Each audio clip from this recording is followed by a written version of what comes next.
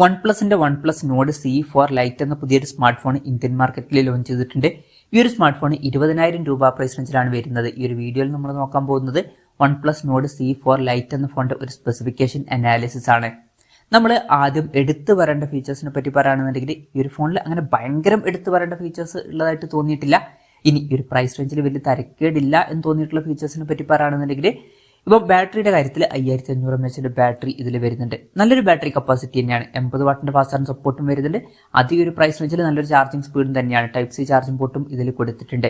അപ്പോൾ നല്ലൊരു ബാറ്ററി സെറ്റപ്പും കാര്യങ്ങളൊക്കെ ഈ ഫോണിൽ വരുന്നുണ്ട് എന്ന് തന്നെ പറയാവുന്നതാണ്.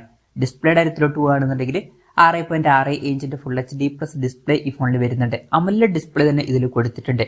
നോഡ് C3 ലൈറ്റില് LCD ഡിസ്പ്ലേ എന്ന് വന്നിട്ടുണ്ടായിരുന്നത്. അപ്പം അതിൽ നിന്ന് ഇതൊരു അപ്ഗ്രേഡ് തന്നെയാണ്. പിന്നെ പഞ്ചോൾ ഡിസൈൻ വരുന്നുണ്ട്. പഞ്ചോൾ വരുന്ന ടോപ്പ് സെന്റർ ഭാഗത്തായിട്ടാണ്. 120 Hz റിഫ്രഷ് റേറ്റും കാര്യങ്ങളൊക്കെ ഇതിൽ സപ്പോർട്ട് ചെയ്യുന്നുണ്ട്.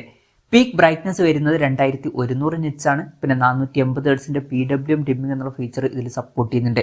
അപ്പോൾ ഡിസ്പ്ലേ ഫീച്ചേഴ്സ് മൊത്തത്തിൽ നോക്കുമ്പോൾ ഈ ഒരു പ്രൈസ് റേഞ്ചിന് പറ്റിയിട്ടുള്ള തരക്കേടില്ലാത്ത ഡിസ്പ്ലേ ഫീച്ചേഴ്സും കാര്യങ്ങളൊക്കെ ഈ ഫോണിൽ വരുന്നുണ്ട് എന്ന് തന്നെ പറയാവുന്നതാണ്.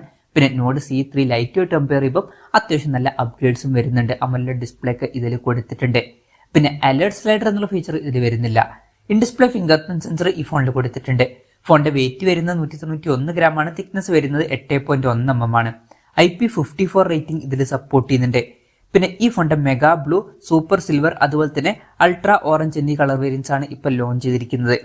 പിന്നെ ഈ ഫോണിൽ 5G സപ്പോർട്ടും കാര്യങ്ങളൊക്കെ വരുന്നുണ്ട്. 9ഓളം 5G ബാൻഡ്സ് വരുന്നുണ്ട്. പിന്നെ ബേസ് വേരിയന്റിൽ തന്നെ 8GB റാമും 128GB ഇന്റേണലും കൊടുത്തിട്ടുണ്ട്.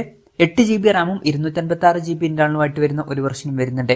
LPDDR4X റാമും UFS 2.2 സ്റ്റോറേജ് ടൈപ്പും ഇതിൽ കൊടുത്തിട്ടുണ്ട്. മെമ്മറി എക്സ്പാൻഡ് ചെയ്യണമെന്നുണ്ടെങ്കിൽ ഹൈബ്രിഡ് സിം സ്ലോട്ട് ഇതിൽ വരുന്നുണ്ട്. അതായത് മെമ്മറി കാർഡ് യൂസ് ചെയ്യണമെന്നുണ്ടെങ്കിൽ യൂസ് ചെയ്യാം. പക്ഷെ മെമ്മറി കാർഡ് യൂസ് ചെയ്യണമെന്നുണ്ടെങ്കിൽ ഒരു സിം മാത്രമേ യൂസ് ചെയ്യാൻ പറ്റുള്ളൂ. വെർച്വൽ റാം എന്നുള്ള ഫീച്ചർ ഇതിൽ വരുന്നുണ്ട്. അതായത് എക്സ്ട്രാ റാം വേണ്ട സമയത്ത് ഇന്റേണൽ മെമ്മറിയിൽ നിന്ന് കുറച്ച് മെമ്മറി എടുത്തിട്ട് അത് റാമായിട്ട് യൂസ് ചെയ്യുന്നതായിരിക്കും. അങ്ങനെ 8GB റാം വരെ എക്സ്ട്രാ നമുക്ക് ലഭിക്കുന്നതായിരിക്കും. അക്വാ ടച്ച് ടെക്നോളജി എന്നുള്ള ഫീച്ചർ ഇതിൽ സപ്പോർട്ട് ചെയ്യുന്നുണ്ട്. അതായത് ഫോണിന്റെ മുകളിൽ വെള്ളമായാലും നമുക്ക് വലിയ ഇഷ്യൂസ് ഒന്നും ഇല്ലാതെ ടച്ച് ചെയ്ത് യൂസ് ചെയ്യാൻ കഴിയുന്നതായിരിക്കും. സ്റ്റീരിയോ സ്പീക്കേഴ്സ് ഈ ഫോണിൽ വരുന്നുണ്ട്. പിന്നെ 3.5 mm ഓഡിയോ ജാക്ക് ഈ ഫോണിൽ കൊടുത്തിട്ടുണ്ട്. ആൻഡ്രോയിഡ് 14 ബേസ് ആയിട്ടുള്ള OxygenOS സോഫ്റ്റ്വെയർ ആണ് ഈ ഫോണിൽ വരുന്നത്. 2 കൊല്ലത്തെ OS അപ്ഡേറ്റും 3 കൊല്ലത്തെ സെക്യൂരിറ്റി അപ്ഡേറ്റ്സും കാര്യങ്ങളൊക്കെ ഇതിൽ ലഭിക്കുന്നതായിരിക്കും. പിന്നെ ക്യാമറയുടെ കാര്യത്തിൽ ഫ്രണ്ടിൽ 16 മെഗാപിക്സലിന്റെ f2.4 അപ്പേഴ്സിൽ വരുന്ന സെൽഫി ക്യാമറ ആണ് വരുന്നത്. ബാക്ക് ക്യാമറയുടെ കാര്യം പറയുകയാണെന്നുണ്ടെങ്കിൽ ഫോണിന്റെ പിന്നിൽ ഡ്യുവൽ ക്യാമറ സെറ്റപ്പ് കൊടുത്തിട്ടുണ്ട്. 50 മെഗാപിക്സലിന്റെ f1.8 അപ്പേഴ്സിൽ വരുന്ന മെയിൻ ക്യാമറ സെൻസറാണ് ഈ ഫോണിൽ വരുന്നത്. ഇത് സോണി LYT600 സെൻസറാണ്. OSന്റെ സപ്പോർട്ടും കാര്യങ്ങളൊക്കെ വരുന്നുണ്ട്. പിന്നെ 2 മെഗാപിക്സലിന്റെ f2.4 അപ്പേഴ്സിൽ വരുന്ന ഒരു ഡെപ്ത് സെൻസറും ഇതിൽ കൊടുത്തിട്ടുണ്ട്. പിന്നെ ഈ ഫോണിൽ അൾട്രാ വൈഡ് ആംഗിൾ ലെൻസ് വരുന്നില്ല. അത് കുറച്ച് ഡിസപ്പോയിന്റിംഗ് ആയി എന്ന് പറയേണ്ടി വരും. ഇപ്പം ഈ ഒരു പ്രൈസ് റേഞ്ചിൽ വരുന്ന ഒരു ഫോണിലൊക്കെ നമ്മൾ ultra wide angle lens expect ചെയ്യുന്നുണ്ട്. പക്ഷെ ഈ ഫോണിൽ അത് മിസ്സിംഗ് ആണ്. അപ്പം അത് കുറച്ച് ഡിസപ്പോയിന്റിംഗ് ആയിട്ടുള്ള ഫീച്ചേഴ്സിൽ നമുക്ക് ഉൾപ്പെടുത്താവുന്നതാണ്. അതുപോലെ തന്നെ പറയേണ്ട മറ്റൊരു കാര്യം എന്ന് പറയുന്നത് ഇതിന്റെ പ്രോസസ്സറാണ്.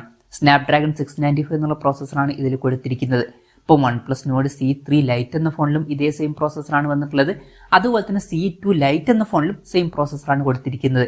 3 ജനറേഷൻ ആയിട്ട് കാര്യമായിട്ടുള്ള അപ്ഗ്രേഡ്സ് പ്രോസസ്സറിന്റെ കാര്യത്തിൽ വരുത്തിയിട്ടില്ല. ഇപ്പോൾ പ്രോസസ്സർ കുറച്ചും കൂടി ബെറ്റർ ആക്കായിരുന്നു എന്നാണ് എനിക്ക് തോന്നിയിട്ടുള്ളത്.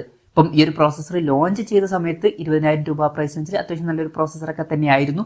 പക്ഷെ ഇപ്പോഴത്തെ ഒരു ഇതിൽ ഈ ഒരു പ്രൈസ് റേഞ്ചിൽ അത്ര മികച്ചൊരു പ്രോസസ്സർ എന്ന് പറയാൻ പറ്റില്ല.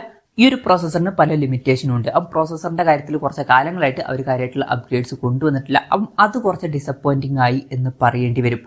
ഇതൊക്കെയാണ് കുറച്ച് നിരാശപ്പെടുത്തി എന്ന് തോന്നിയിട്ടുള്ള ഫീച്ചേഴ്സിൽ പറയാനുള്ള കാര്യങ്ങൾ. ഇതൊക്കെയാണ് മൊത്തത്തിൽ ഫീച്ചേഴ്സ്.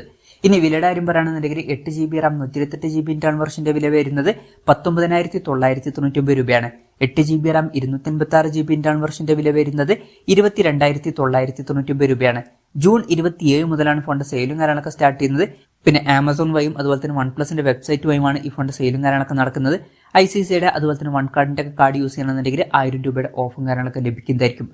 എന്തായാലും ഓവറോൾ നോക്കുകയാണെന്നുണ്ടെങ്കിൽ വൺ പ്ലസ് നോഡ് C3 ലൈറ്റുമായിട്ട് കമ്പയർ ചെയ്യുകയാണെന്നുണ്ടെങ്കിൽ അത്യാവശ്യം അപ്ഗ്രേഡ്സും കാര്യങ്ങളൊക്കെ വരുന്നുണ്ട്. ഇപ്പോൾ ഡിസ്പ്ലേയുടെ കാര്യത്തിൽ അപ്ഗ്രേഡ്സ് വരുന്നുണ്ട്. അതുപോലെ തന്നെ ബാറ്ററിയുടെ കാര്യത്തിൽ അപ്ഗ്രേഡ്സ് വരുന്നുണ്ട്. പിന്നെ കുറച്ചും കൂടി നല്ലൊരു മെയിൻ ക്യാമറ സെൻസറും ഇതിൽ ഉപയോഗിച്ചിട്ടുണ്ട്. പക്ഷെ പ്രോസസ്സറിന്റെ കാര്യത്തിൽ കാര്യമായിട്ടുള്ള അപ്ഗ്രേഡ്സ് വരുന്നില്ല.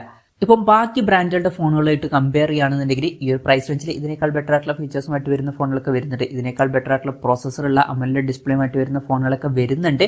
പക്ഷെ ഒരു കാര്യം എന്താ വെച്ചാൽ പല ആൾക്കാർക്കും വൺ പ്ലസിന്റെ ബ്രാൻഡിൽ വലിയൊരു വിശ്വാസമായിരിക്കും.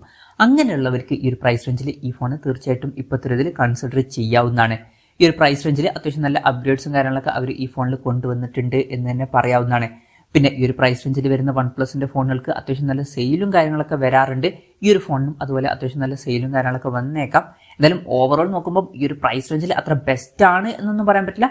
എന്നാലും വൺ പ്ലസിന്റെ ഒരു ഫോൺ വേണമെന്നുണ്ടെങ്കിൽ ഈ ഒരു പ്രൈസ് റേഞ്ചിൽ ഈ ഫോൺ കൺസിഡർ ചെയ്യാവുന്നതാണ്. എന്തായാലും one plus Nord C4 lite എന്ന ഫോണിനെ പറ്റിയിട്ടുള്ള നിങ്ങളുടെ അഭിപ്രായം ജസ്റ്റ് ഒന്ന് കമന്റ് ചെയ്യുക.